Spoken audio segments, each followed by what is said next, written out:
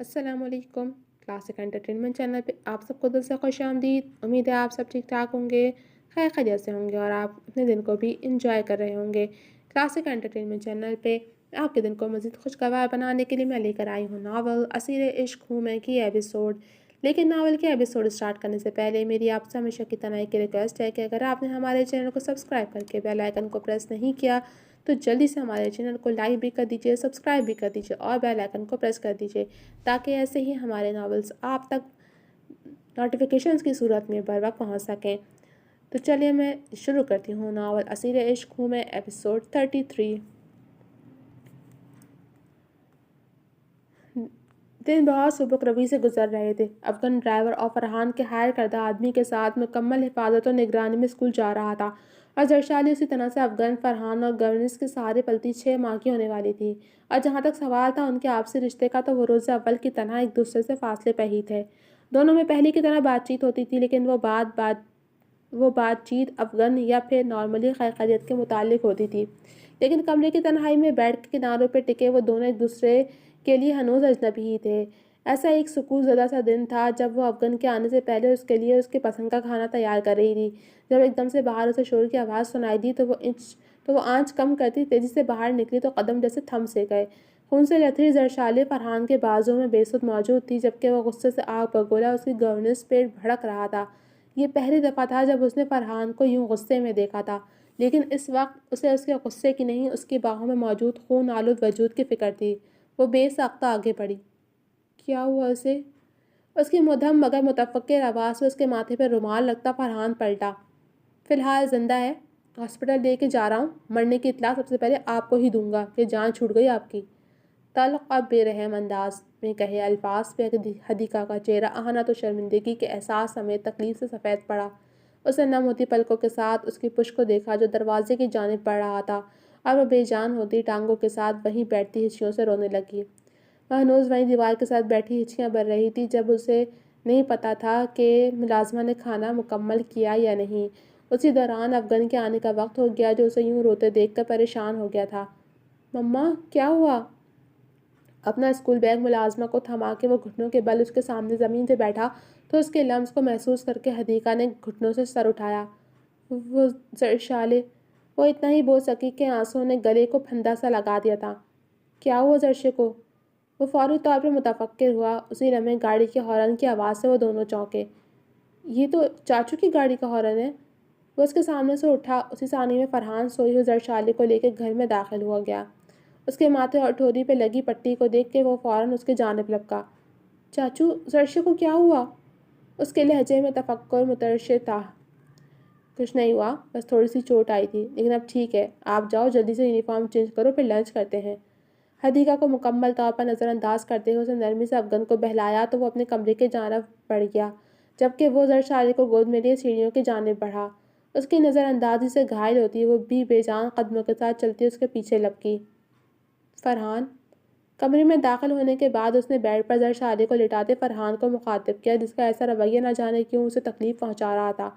उसके मुखातिब करने पर वह जरशाले को लिटा के उसकी जानिब मुड़ा और फिर बहुत ठहरे हुए अंदाज में उसकी जानिब बढ़ा। मुझे लगा था कि आप अपनी ज़िंदगी के इस फेज़ से परेशान हैं और जरशाले को एक्सेप्ट नहीं कर पा रही हैं, तो आपको मैंने वक्त दिया, लेकिन मैं गलत था। आपकी इस नफ़रत और बेज़ारगी को देखते हुए मुझे अफसोस हो रहा है कि एक माँ अपनी ही औलाद से कैसे नफ़रत कर सकती है। वह पहले की तरह बुलंद आवाज़ में उसे डांट नहीं रहा था, लेकिन उसके नरम लहजे में छुपी काट हदीका को बुरी तरह ज़ख्मी कर रही थी।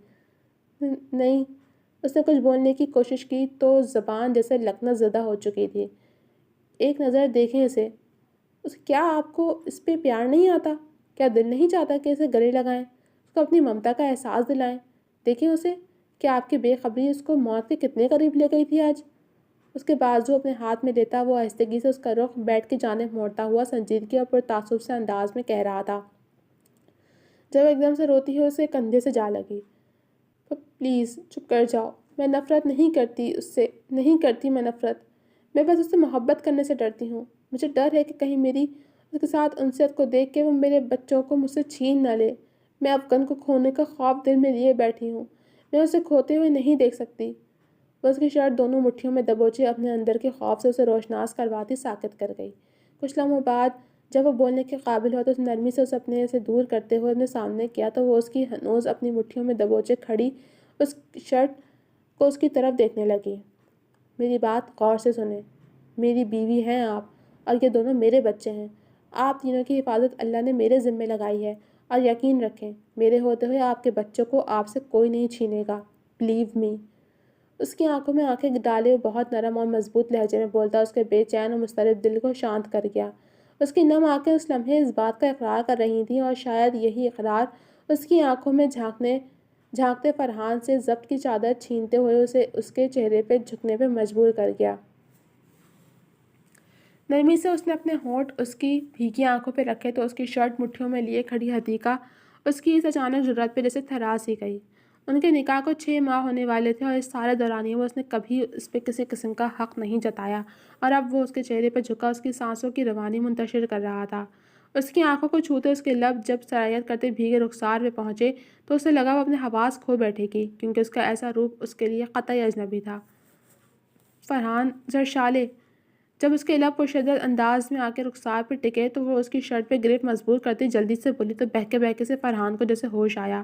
وہ سیدھا ہوا اور ایک نظر اس کے شرم و حیا کی لالی سے سرخ ہوتے چہرے پہ ڈالی اور پھر دھیرے سے اس کے ماتھے پہ جھکا۔ رویا نہیں کریں، گھمبیر لہجے میں ایک دل فریب سے التجا کرتا وہ اس کے ماتھے کو چھوتے ہوئے مڑا اور واش روم کی جانب بڑھ گیا، جبکہ اس کے لمس میں چھپی محبت اور عزت پہ ششدر کھڑی حدیقہ سیدھے ہاتھ کی انگلیوں سے اپنی پیشانی کو چھو رہی تھی۔ اس دن کے بعد سے ان کے درمیان بنی اجنبیت کی دیوار گر گئی اور وہ دونوں ایک نارمل کپل کی طرح بہیو کرنے لگے۔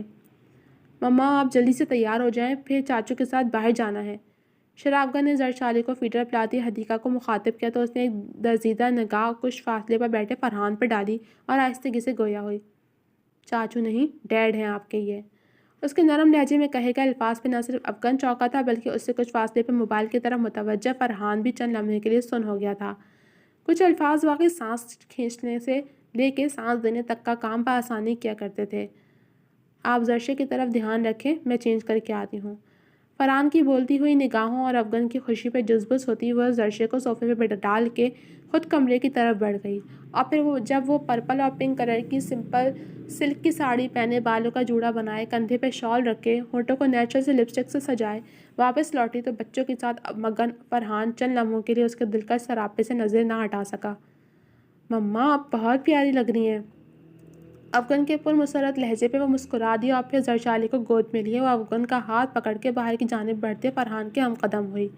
ایک خوشگوار سی رات کا پہلا حصہ باہر گزار کے جب وہ گھر واپس لوٹے تو بچے تقریباً سو چکے تھے۔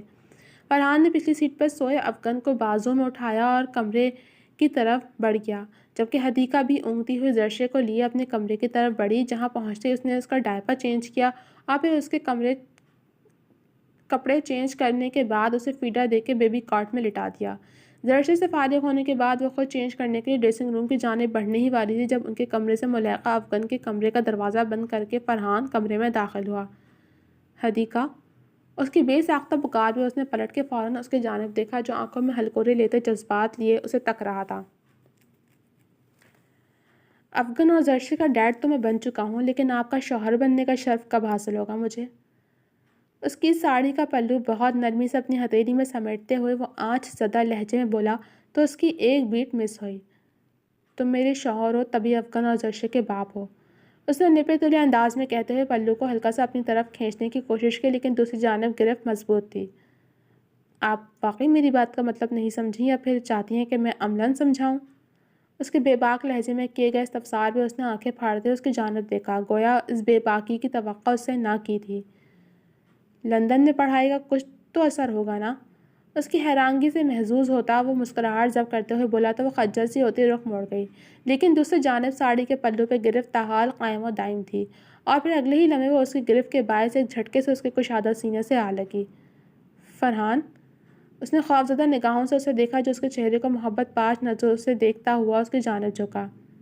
شش، ڈونٹ وری، آپ بیوی ہیں میری، گھمبیر لہجے میں کہتے ہوئے اس نے اس کو باہوں میں بھرتے ہوئے بیڈ کی جانب رخ کیا تو وہ اس کے ارادوں سے خوفزدہ ہوتی اس کے سینے میں چہرہ چھپا گئی۔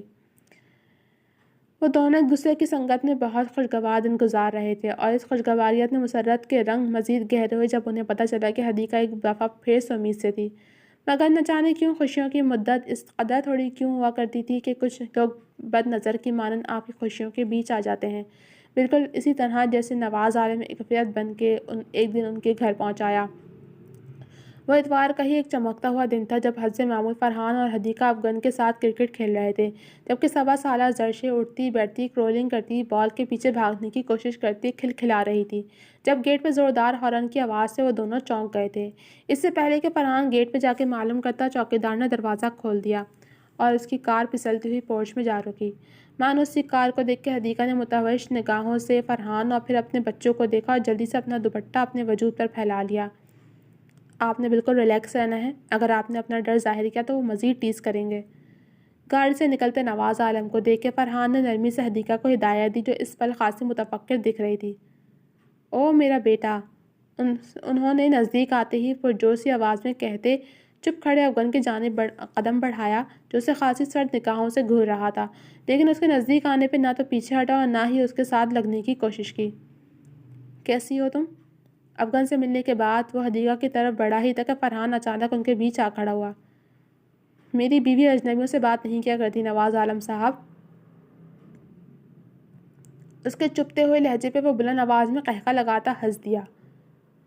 میں اس کے لیے اجنبی ہرگز نہیں ہوں، یہ جس بچے کو تم دونوں سینے سے لگائے بیٹھے ہو نا، اس کا باپ میں ہوں۔ اسی سے اندازہ لگا لو کہ میں اجنبی ہوں یا… خباثت سے کہتے ہوئے اس نے بات ادھوری چھوڑی تو فرحان کا چہرہ ضبط سے سرخ پڑا۔ یہاں آنے کا مقصد کیا ہے آپ کا؟ اس نے ڈھیروں صبر کرتے ہوئے متحمل لہجے میں استفسار کیا۔ اپنے بیٹے کو لینے آیا ہوں۔ اس کے الفاظ سے فرحان کے عقب میں کھڑی حدیقہ کو جیسے کرنٹ سا لگا۔ جی تو جناب، کیسے لگ گیا آپ کو یہ ایپیسوڈ؟ امید ہے پسند آئی ہوگی۔ کمنٹ سیکشن میں اپنی رائے کا اظہار ضرور کیجیے گا۔ ملوں گی آپ سے اگلے ایپیسوڈ کے ساتھ، تب تک کے لیے اجازت دیجیے۔ اللہ حافظ۔